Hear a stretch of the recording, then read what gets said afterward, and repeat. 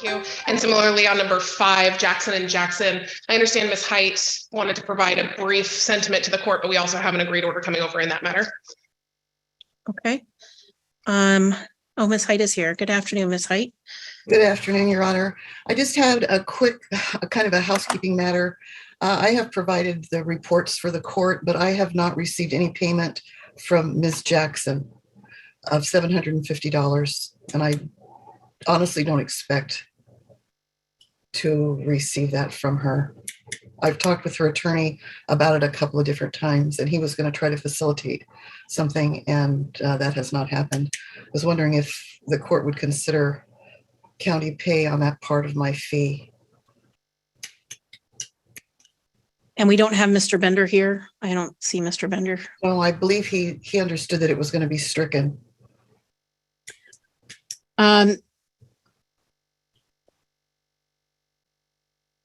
I know we've discussed how to handle these matters. She's affording an attorney and able to pay an attorney, forcing the county to pay for that. I don't know if it's appropriate. I'm more than willing to enter a $750 judgment as part of the final order. Okay, whatever you think is best, John. I do understand it's kind of an odd situation. So thank you for your consideration. No, I appreciate you bringing it up, Ms. Height. So I don't, Ms. Bliss, if you can just let Mr. Bender know that and add that into the final agreed orders, that's the court's ruling. Okay, I can do that. All right, I appreciate that. Ms. Winkles. Thank you. Yeah, sure. Thank you. Number Thank you, Your one, Honor. which is Mansker v. Appreciate it. Mansker, should be fairly quick. We're here on a motion to compel. I believe this is the 4th appearance in front of the court.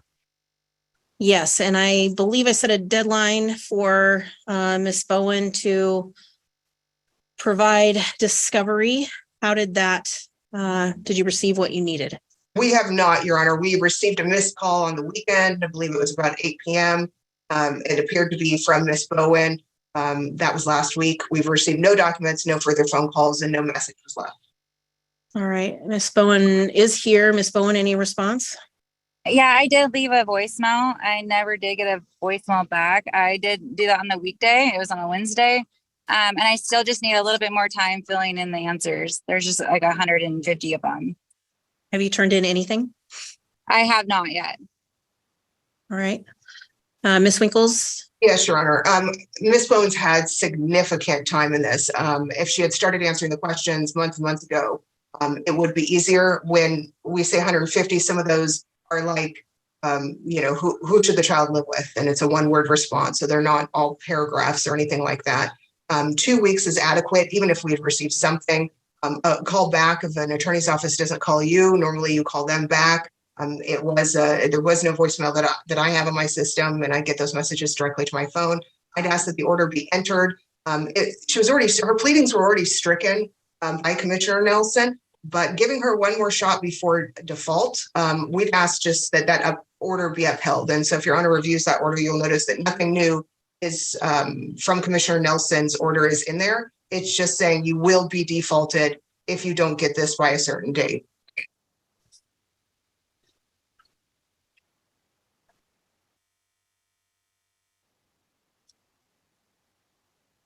So it looks like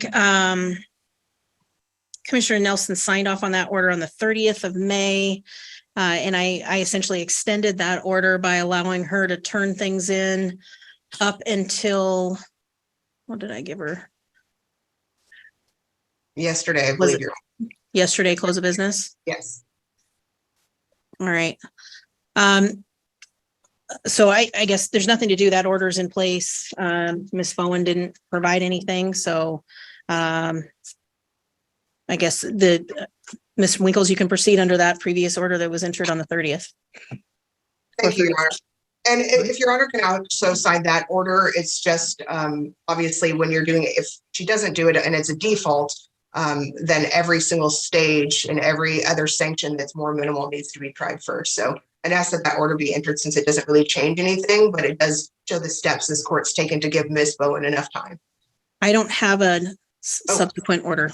Oh, it should have been turned into, Your Honor. It was filed as proposed. I'll make sure Your Honor gets that.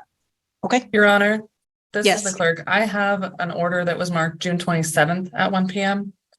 I have that in here with me because I wasn't sure if it was actually for this hearing. It is for this hearing. My apologies. Somebody put the wrong date on the clerk's note.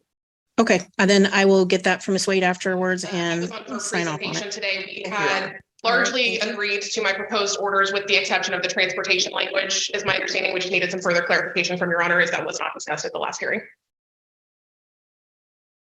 All right, I didn't see any filed objections. So which section, Mr. Roberts, are you concerned with?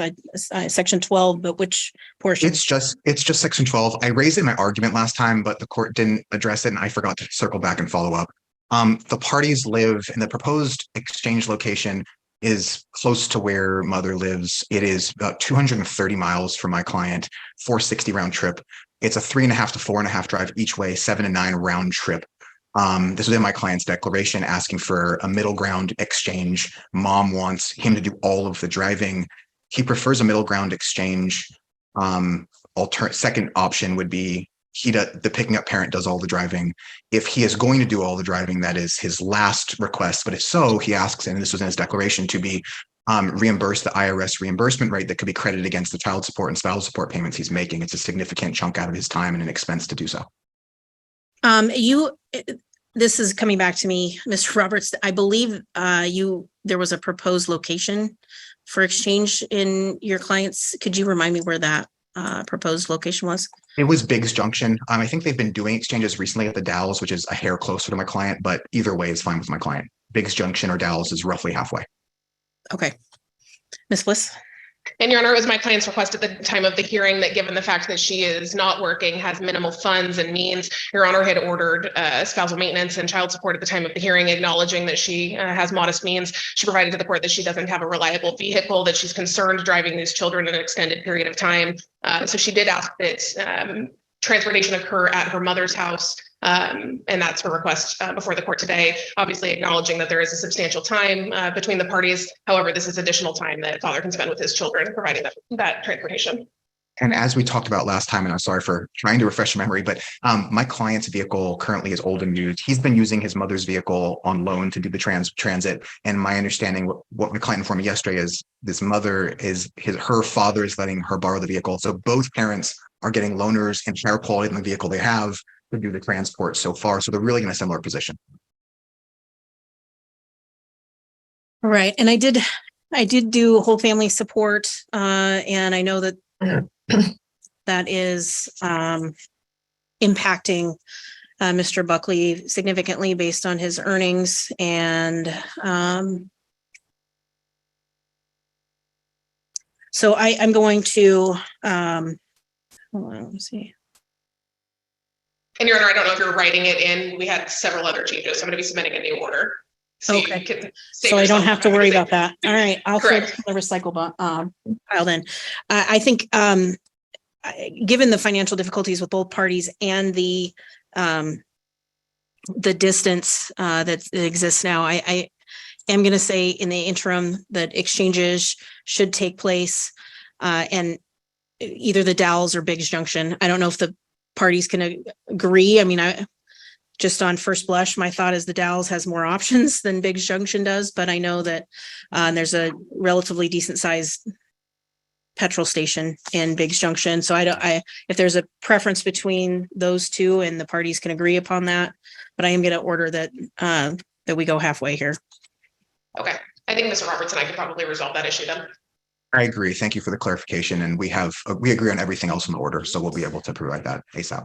And that Perfect. is, All right, thank you very much. On for a show cause contempt that was filed by Mr. Bierbauer based on essentially a order that Commissioner Nelson entered in May, or was it April or May? Mr. Bierbauer, any additional information that you would like to provide other than that you've already filed? Yeah, I've got 3 more. 3 more My oldest, contempts or 3 more? yes, 3 more deals that I found out after I had filed the paperwork. So Mason, who is my 10-year-old, come to me and stated that I'm the one that started the war between me and his mother, and that he's been video chatting with Mr. Williams. He told me that. I didn't ask him. And it states in the bench order that he is not to have any contact with Mr. Williams. That's one. And number two is the neighbor reached out to me in regards to on her defense declaration. Her neighbor reached out to me for the safety and well-being of my children. I didn't reach out to her. And the neighbor has confirmed that Derek has been at the residence numerous times while he's not supposed to be. And the third one is when I had her served, Mr. Williams was at the apartment behind her at the door while her mother and the children were there.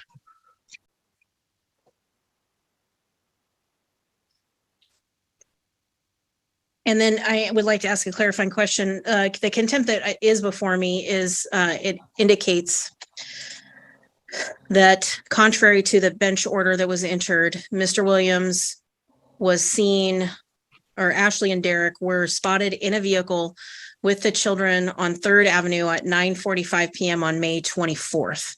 Who witnessed that? It was me. They were at a stoplight as I was making a turn in my work truck to go back to my yard. I recognized the car. I recognized him driving, Ashley in the passenger seat, and 2 boys in the back seat. All right, Mr. Hawkins, good afternoon. Good afternoon, Your Honor. I think we've pretty well stated what our position is, that these are just untrue and these continue to roll in. I do take exception that he's brought 3 new claims of contempt when he had a chance to bring them up to me a week ago. He had a chance to bring them up. These predate our hearing last week when he still had time to file additional responses, and he hasn't done so.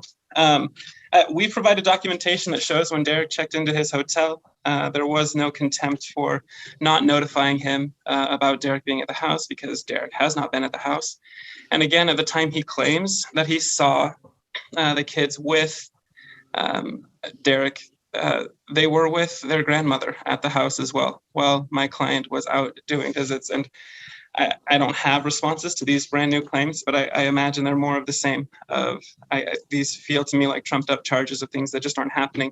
They're not trumped up. And I'm concerned. I'm concerned, Your Honor, because the lengths that I'm concerned because he puts in like a single sentence making an assertion about these things without much more context. And in the same petition is requesting that my client go to jail and that a restraining order be put in place on behalf of his kids. It's just really extreme measures that he's trying to take over things that are hardly verified beyond a simple statement.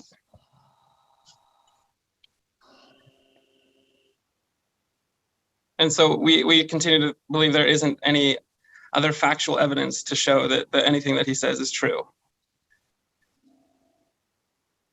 All right. Thank you. Mr. Bierbauer, anything else? The one with when she was served was on the 1st of, it was 6/1 is when I had her served. So that was after I had filed my paperwork. Same with where Mason had told me we were actually out camping when he told me that. I just want to clarify that I understand it was after you filed, but last week we met and you had a chance to file more by last Thursday, and you did not. And you chose instead to bring it up now. Because it pertains to this court case. All right. So a couple things. So Mr. Bierbauer, everything needs to be outlined in an actual motion so the other party has an opportunity to respond. So I think that's what he's referring to. These other 3 allegations haven't been outlined in a motion for contempt. That does not preclude you from doing that again if you wish to file another contempt. I'm looking at the bench order entered by Commissioner Nelson. Looks like May 11th. And I also reviewed the GAL report. I see Ms. Heights here. I don't know, Ms. Height, if you have anything to add. If you do, I'll give you an opportunity in just a second. What I do notice that's clearly very concerning and is the allegation, at least, of continued contact with Mr. Williams and the children. So as to the contempt that's before the court, concerning behavior, I see that the respondent, vehemently denies that, does provide receipts of being out on deliveries. Frankly, that doesn't necessarily show that the kids weren't with her. The text messaging to her mother doesn't say I'm coming to get the kids. It's just kind of a generic text message that I've done this and I'm coming your direction. So I understand the concern. I understand Mr. Bierbauer's motion for contempt. I have to find willful and voluntary by preponderance. And in this case, I'm not going to make a finding of contempt as to this accusation. However, since I do have Ms. Bierbauer here, I can't stress to you enough how important it is this man is not around your children, period. Because it sounds like he's around them very regularly. If Mr. Bierbauer does file additional contempts and or there's proof that he's contacting one of the children through telephone or FaceTime, that's the court's not going to look very kindly on you based on that behavior. So that's something that you're going to need to make sure that you monitor and discuss with Mr. Williams as much as you can. Ms. Height, I did state I'd give you an opportunity to weigh in if you had anything you wanted to say. So if you do, by all means. The only thing I have was that I did speak with Heather Trent, who had served the documents and saw Mr. Williams there, but you have already addressed that part of it. And so she was very specific and precise and I would say believable in what she said, but that is, you've already addressed that. So I feel like that's probably not something that needs to be rehashed. Well, like I said, Mr. Bierbauer, the only contempt that was before me is the May 24th accusation. It's up to you if you want to file additional motions for contempt based on that other activity that is not before me today. And again, I'll just. What about the one for 514 where Ashley didn't call me? If I remember right on that, when that Mr. Nelson signed that, he told her that he had to contact me, that she had to contact me. Your Honor, I believe what he's referring to was just spoken in court. It's not on the order that he wrote. She was to contact him if Mr. Williams had not vacated the premises, and he had at that time. So she was to contact him if he was going to have to take the kids for the upcoming week because Ms. Bierbauer could not. That was not the case, and so there was no communication necessary. They made the exchange as usual. If I remember, I actually remember Mr. Nelson stated that she needed to contact me to let me know that he did not or did vacate. Regardless, that's not in the order. Okay, it's not in the order, number one. Number two, I believe Mr. Bierbauer is actually correct on this, but as I stated, it's not in the order. So, or excuse me, I think Mr. Hawkins is correct. It says the notes say Mr. Williams to be out of the house before Sunday when children arrive home. If that is not possible, then mother must send a message to father so children can remain with father until Mr. Williams is gone from the home. So there wasn't she needs to contact no matter what. And additionally, in the bench order that I reviewed, that language isn't in there at all. So again, I'm not going to make a finding of contempt. That doesn't preclude you from filing on those three other issues that you raised today. And Ms. Bierbauer, I highly recommend you speak with your attorney because you are represented. So you don't need to speak with me directly unless Mr. Hawkins is okay with that. And clearly the court's order is that Mr. Williams not have anything to do with these two children. So that should be followed. All right. 00450. All right, thank you. 8 Hill v. Hill. And I do have the GAL, I believe that was filed last week. And both parties were able to receive that and review it. Correct. Yes, Your Honor. Okay. All right. Okay, any requests to modify or do anything based on that GAL report? Yes, Your Honor. Emily Roberts on behalf of Jamie Hill. My client is requesting that the court adopt the recommendations of the guardian ad litem and immediately implement a return to the parenting plan as recommended by Ms. Scrivina.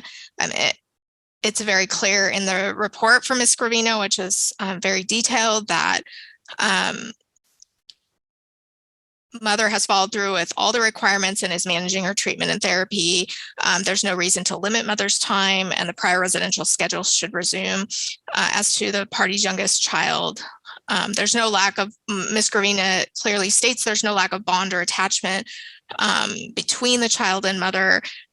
And while it may be beneficial to engage, Ms. Gravina also notes for the court that while it may be beneficial to engage for mother and Marshall to engage in some type of therapy, she clearly notes to the court that there's no reason that that should inhibit an immediate move back to the parenting plan at this point. So we would be requesting the court recommence the parenting plan, which would have mother's parenting plan time resuming tomorrow, consistent with the prior orders in this case.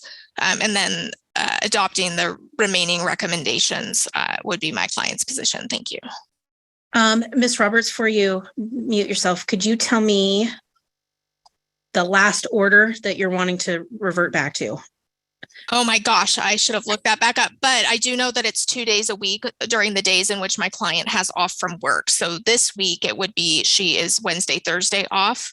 And so after school Wednesday, I believe the child might even be out of school. I don't know when Cal unfortunately got out, but I would think it was either last Friday or would be today or tomorrow. So would start tomorrow, and then she would have 2 overnights returning to dad. And the parties have been doing exchanges, and maybe Ms. Bliss she probably knows this as well, but the parties had been meeting at, I believe, a gas station to do exchanges. And I think my client would just request that continue.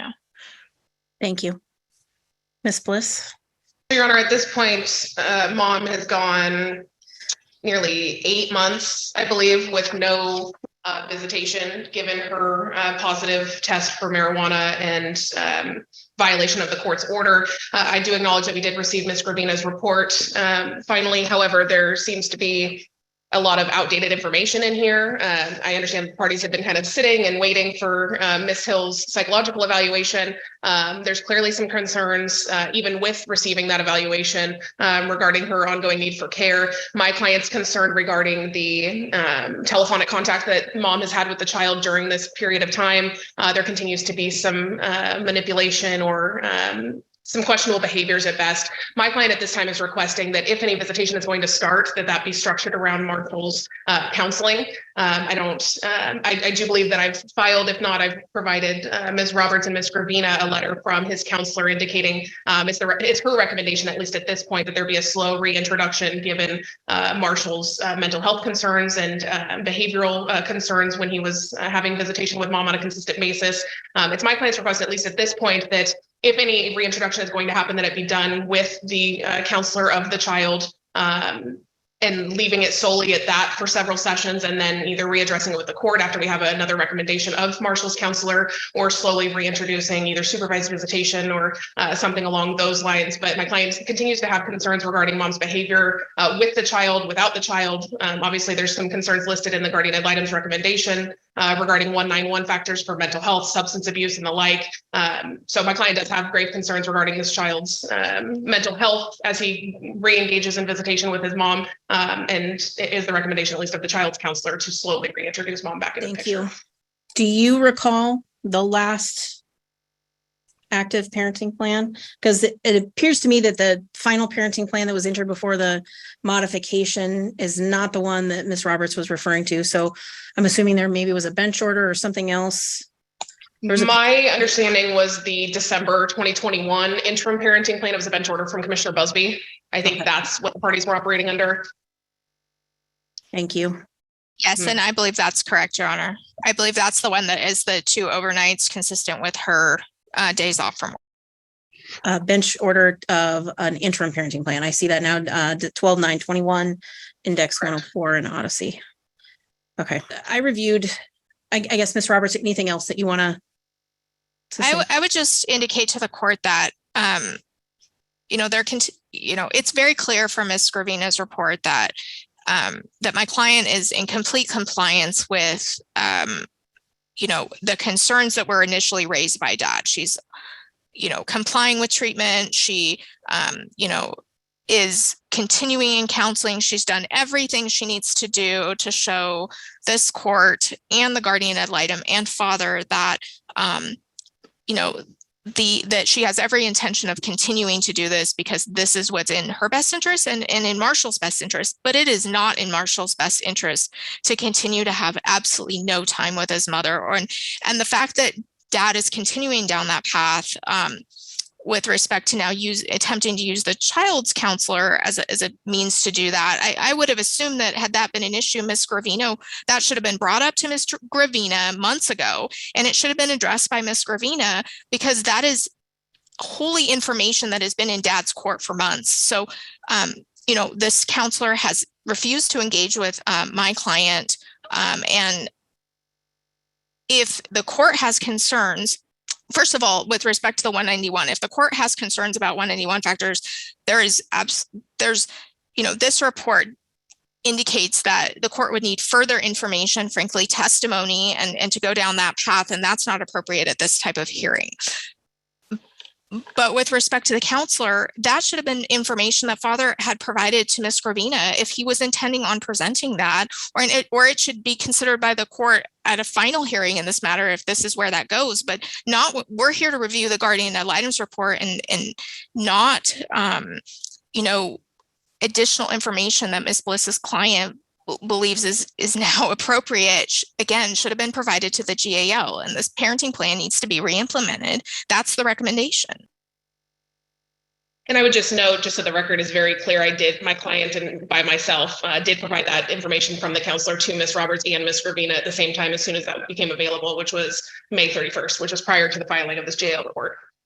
I have some concerns kind of all around the in the GAL's report, frankly, doesn't necessarily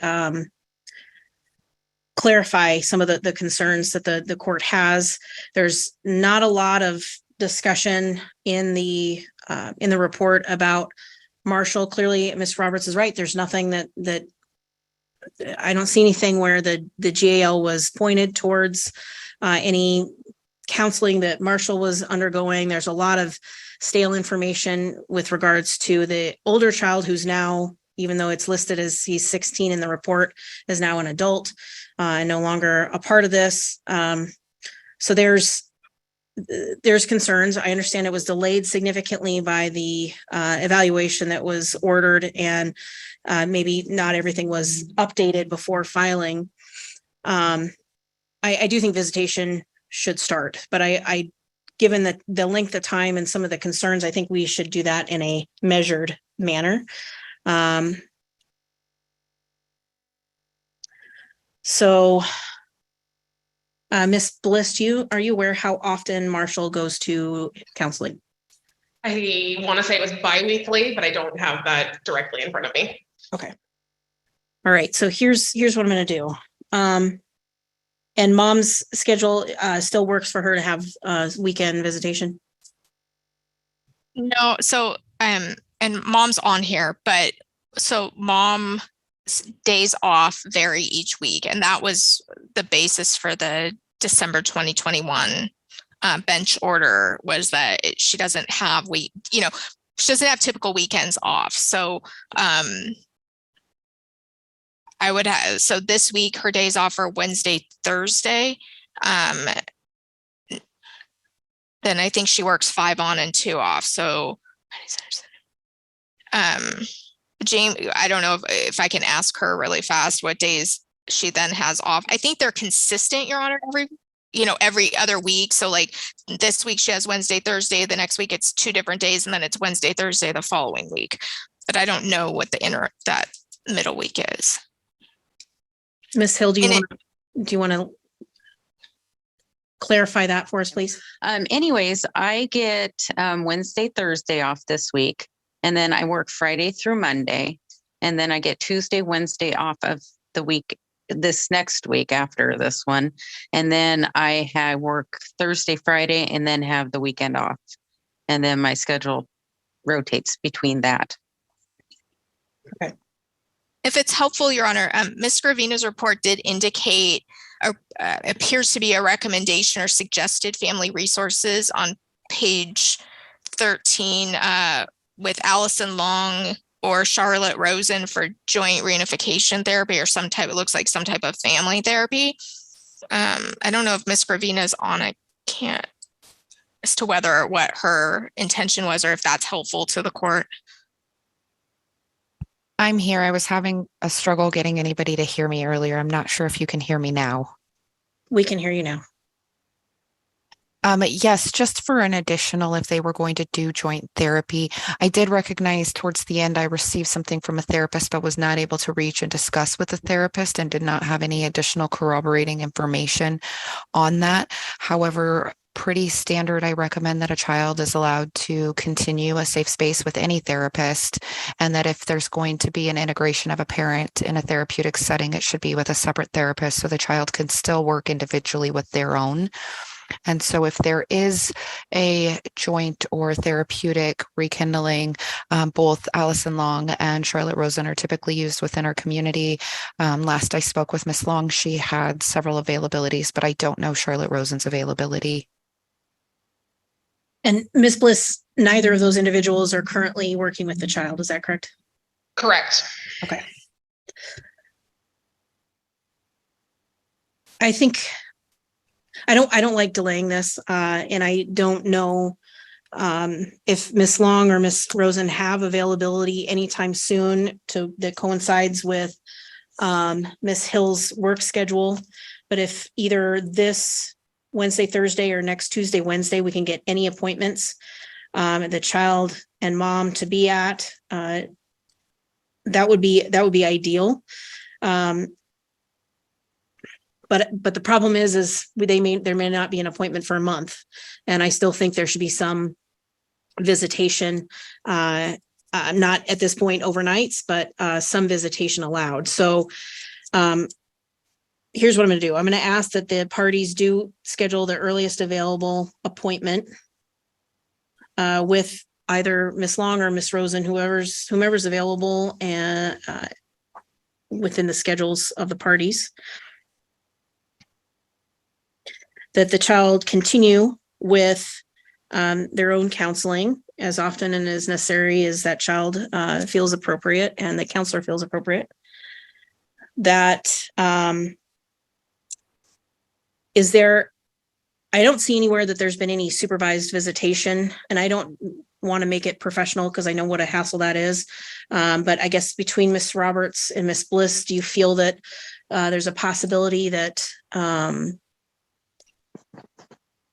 you can come up with a non-professional supervisor for some intermediate visitations before that schedule is set with the counselor? Yes, Sharon, I'm sure we could work on that and come up with somebody. Okay. I would agree. So I'd like up to 3 hours a week, and that would be separate from any appointment with counseling. And then have that be just supervised by somebody that is agreed upon. And then if I could I would like to set a review, because if we get some good feedback from Miss Long, Miss Rosen, whomever, about how things are going, then I'm willing to revisit the request for the expanded schedule that was placed in the interim. I don't want to be too optimistic. Do you think by July 25th, we may be able to have an appointment and an update? One would hope. I would hope so. Okay. Yeah. I think even in the event that we don't, we can always just set it out or appear and let you know if there is any update and then reset it. Okay. Well, let's set it to July 25th. And then council, you can move it up if we have something sooner. And if we don't have anything, if you want to strike that and reset, I'm fine with that, but I'm sure that all the parties want finality, and I don't want to drag this out longer than it's already unfortunately been extended. So, but I do want to just ensure that the child's best interest is looked out for, and that this is done kind of in a little bit measured manner to ensure that the parties are comfortable, and we can hopefully get something more consistent and regular set up very soon. Is Your Honor okay with the visit starting this week if we can have a supervisor, if we can come up with an agreed supervisor that the visit should start either tomorrow or Thursday, which would be her days off this week? Yes. Thank you. Can I say something real fast? No, you can talk to your attorney, unless she wants you to weigh in. Your representative, I'd prefer communication go through her. So we'll set a review for the end of July, the 25th at 1 p.m. And then up to 3 hours a week, not including any counseling sessions that are scheduled. And hopefully we can have a more permanent plan in July. Very good. Thank you, Judge. All right, thank you. Thank you. Thank you. All right, so this is to modify the family law order? It is. Okay. Go ahead. Okay, perfect. Megan Gilmore on behalf of the petitioner moving party, namely William Menifee. The parties were married for 8.5 years prior to their separation in March of 2019. The parties have 2 minor children as issue of this marriage, Lily, who is 12, and Isabella, who is 9. A temporary family law order was entered in July of 2020 that required my client to pay $1,850 in family support and name mother as the primary parent of the children. Mother remained primary parent of the children for only a few months, and we provide somewhat of a history of the case, just explaining the location of the children and the basis of that transfer of custody. Since 2021, my client has been named primary parent of the children, and the temporary parenting plan has remained the same since that period of time. My client explains that upon a positive UA for alcohol, mother's visitation has been suspended as of May of 2023. And my client has concerns that visitation shouldn't move forward, but frankly, again, I'm going to refrain from making those arguments as we're simply before the court on a support issue. Looking to the financials in the case, my client has submitted his pay stubs as of May 7th, 2023. My client's gross annual income was $47,648. I divided that by 4.73 months, which gave him a gross of $10,073 for a net of $6,611. My client has substantial expenses as explained in his declaration, as he has the children 100% of the time. Turning to wife's income, she is 34 years old and has the ability to work full time and what we believe at a substantial rate. Despite being separated for 4 years, wife claims to have only worked a total of 38 hours from the entire month of April. Wife claims to have a net income of $1,200 while alleging to also have a budget of $3,500. The children are school age, and so it isn't really any impact on either of the parties regarding visitation. But again, at this point, mother has no visitation, so that's even more supported by the fact that she should be working full time. Wife is very likely receiving third-party support, which she denied, but my client believes that she is living with a significant other or working alternative jobs, which I think is also realistic, or simply just voluntarily remaining underemployed in hopes of continuing to receive support for the entirety of this dissolution action. My client in turn has taken on substantial attorney's fees and has consistently paid this high amount of support for 4 years of an 8-year marriage. We are asking the court, based on again simply the length of the marriage and the fact that wife should have transitioned to an ability to support herself, and the fact that my client has children 100% primary in his care, we ask the court terminate support. There's simply just not an ability to pay on an ongoing basis, and I think that based on the case law, my client has paid over half of the length of the marriage. We are asking the court consider an entry of a child support order based on our child support worksheets, which we believe are consistent with my client's income and what wife should be making if she returns to the workforce full time. So we do ask the court adopt our worksheets, enter a child support order, and terminate spousal support moving forward. All right, thank you. Ms. Menifee, any response? Yes, Your Honor. First off, William Menifee pays me $1,600 a month, is what agreed to through the court. The $250 is for rent for his parents living on the property that we own together. So that is false. The mortgage that he put in there that he said that he pays, he also put in that he pays, I think, 14 something. And because I'm on the mortgage also, so I know that that is false also. When I left, it was 900 and something. So those are a couple different things there. When I was with him, I was not allowed to work during that time. And while he built his career, what I do is I clean houses through a company. There's 6 other people that work during the daytime. And with the company, how it works is if there's, say, 3 houses in a day, a house can take 2 to 6 hours, depending on size, things that you do at the house. So yes, there is a lot of times that you can't work very full days. I live in Tootle as of right now, because that's all that was available during moving and having to move because I'm still not getting my half of the house that we own together because he refuses to finalize the divorce to give me my half of what I am owed with the house. I wouldn't have to be paying over in my rent, which I do pay. My boyfriend that lives here only lives here on the weekends, for the most part, because he works out of town. He works for Weather Guard.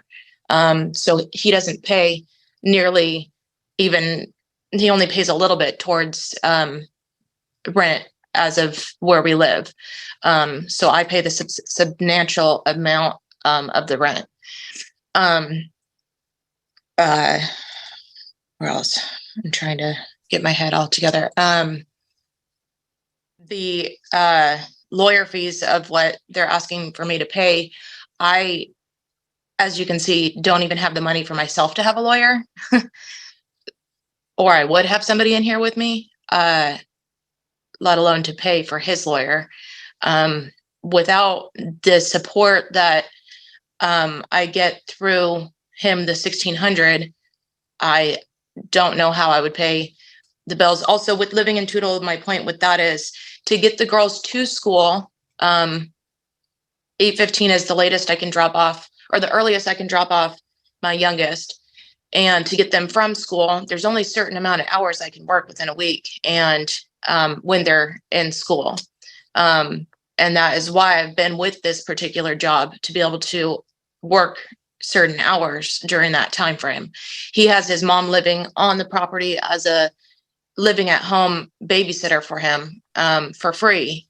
I know he says that he pays her. I guess that would be hearsay at that point. But I don't have my mom that lives here. He moved me and the girls away from my family to be away from everybody I was close to when we moved. So I don't have anybody out here for support. And I would love for the divorce to be over, and I would love to get my half of the house. If he could pay me until I get my half of the house, then I think that would be fair. And then that way I can figure out how to pay, and even buy a house and maybe be paying less than what I'm paying right now. I don't know, but this divorce going on for over 4 years because he doesn't want to give me the money that is mine as well, doesn't make any sense at this point. All right, thank you very much. And I just, for the record, Ms. Murphy, I reviewed everything you filed as well, just so you're aware. Thank you. Ms. Gilmore, anything else?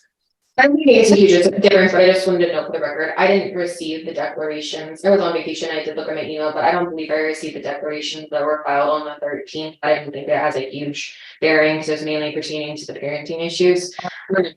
Just looking, just briefly, my client had disputes ever being domestically violent. I think that was fully bore out for the GAO investigation. He complied with the recommendation, did the GP treatment, but again, the history is questionable. My client always supported wife's ability to work and suggested she should be working. I think that looking to the case law in a short-term marriage like this, there's insufficient time to create such a lines, and I think that my client has supported her for a long enough period. Again, 4 years of an 8-year marriage. My client, and I think that this kind of goes into settlement territory, which is inadmissible, but my client has made every effort to get this case resolved. However, every time that we're close to resolving a case, the parenting plan issue blow up. My client hasn't had the ability to afford to take this case to trial, but needs to do so at this point, because again, every time that we think that she's stable and is going to be able to exercise, a substantial visitation schedule, there's a relapse and the children are damaged in the process. So I agree that this case needs to be resolved, but in the meantime, my client shouldn't be required or tethered to a support obligation that just isn't supported by law. All right. I appreciate everybody's time and comments. So I'm looking at the temporary family law order that was entered July 9th, 2020. I'm just sort of working off of that. Clearly there's a difference in whom has primary custody of the children, which is something to take into consideration. Second thing the court's going to take into consideration is nearly 3 years of family support has been ordered. Some of that time children were not with mom, not necessarily a significant period of that time, but some of that time. And this is very clearly listed as family support, which is a combination of child support and spousal maintenance. With the children living with father primarily, here's what I'm going to do. The $250 a month for rental income, that will continue. I'm not going to change that at all. So he needs to pay that. I'm also going to ask that or order that everything else in the order besides the $1,600 family support remain. So the Jeep will remain in Miss Menifee's possession and will be paid by the petitioner. Same with any medical, and the insurance should stay the same, home insurance. So the remainder of that order will stay.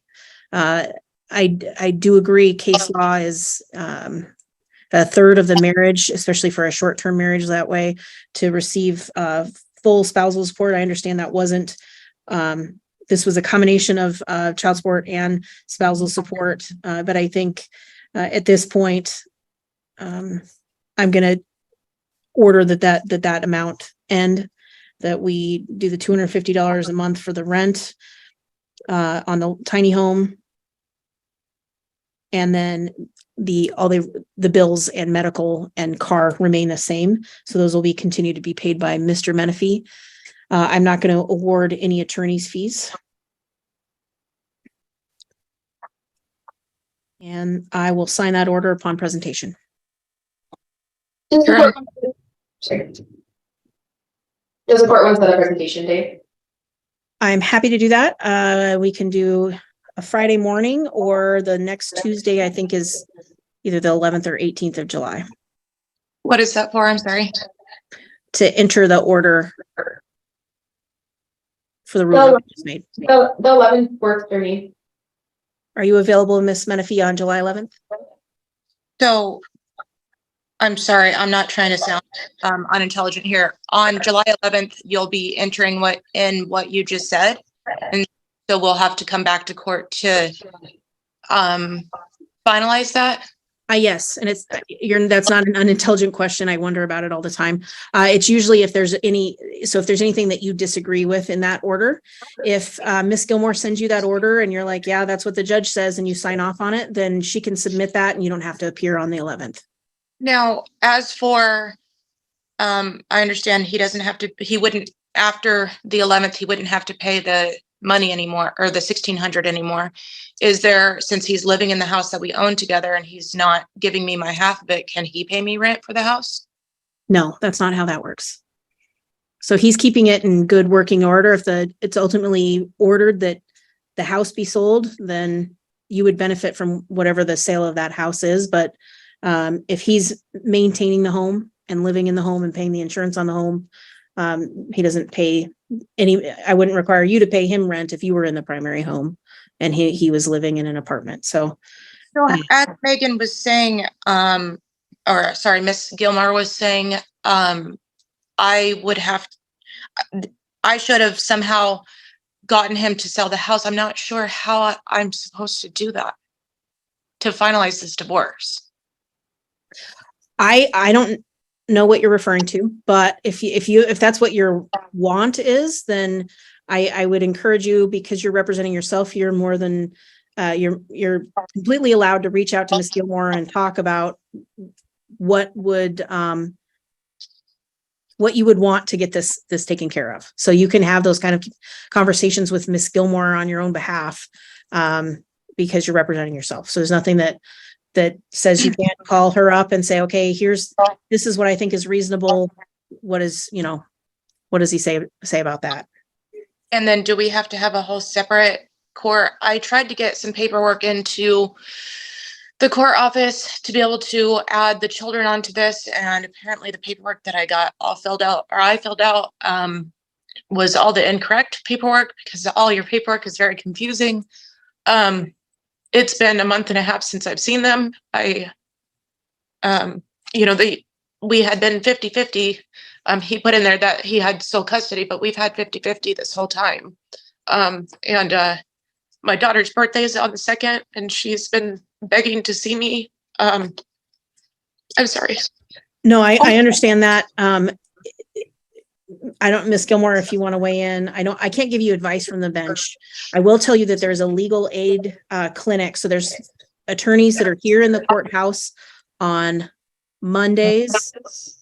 Miss Wade, can you confirm that for me? I think it's Mondays from like From noon to 2. noon to 2 on Mondays. And I know we've had a couple Monday holidays recently, but they're here every Monday from 12 to 2. It'll help people fill out paperwork, make sure you have the right paperwork for what you want. Miss Gilmore? I'll speak with my client about some sort of conflict of representation in hopes of avoiding further motions. I can't guarantee anything, but I'll talk to them. Okay. All right, and we'll set it for the 11th of July at 1 o'clock for presentation. If the order is agreed, then we can strike and parties don't have to appear. Thank you. All right, thank you. Good luck. Your Honor, Amy Powers for the state of Washington. Child support is not before you today, but I just wanted to let all the parties know that the child is receiving TANF, so we will be entering a notice of appearance and they'll get that from us shortly. All right, I appreciate that. Miss Holder, yeah, sorry, Your Honor. I was having some technical difficulties there. No, that's okay. And then I see that we have Miss McGregor. If you could unmute and turn your camera on so I can just chat with you both really quick. I just want to confirm, because it sounds to me like almost everything is agreed other than child support, which there really isn't a proposal for child support. Is that correct? That would be correct, Your Honor. Everything is agreed upon. We are looking at doing 50-50 and keeping the status quo as it is, so we would not be requesting any child support. I think, and forgive me, Ms. McGregor, if I'm incorrect, perhaps maybe the way that we drafted this in asking for child support according to Washington state law, it appeared that we were asking for child support, but we're not. We're just leaving things as they are because there is a 50-50 and everyone's in agreement about that. Ms. McGregor, any questions there, or does that make more sense? My camera is cutting out really bad. I can't hear anything. Try turning your camera off to see if that helps. Every time. All right. All right. Can you hear us now? Yes. Okay. So it sounds to me like the parenting plan is agreed upon. Your concern was solely with having to pay any child support. Is that correct? Yeah, because we're wanting 50-50 custody, so I'm not really understanding why one of us should have to pay child support if we have equal time. Okay. So here's what I'm going to take this in a piece by piece. As far as the parenting plan that was proposed, I will adopt that parenting plan. It looks to be agreed.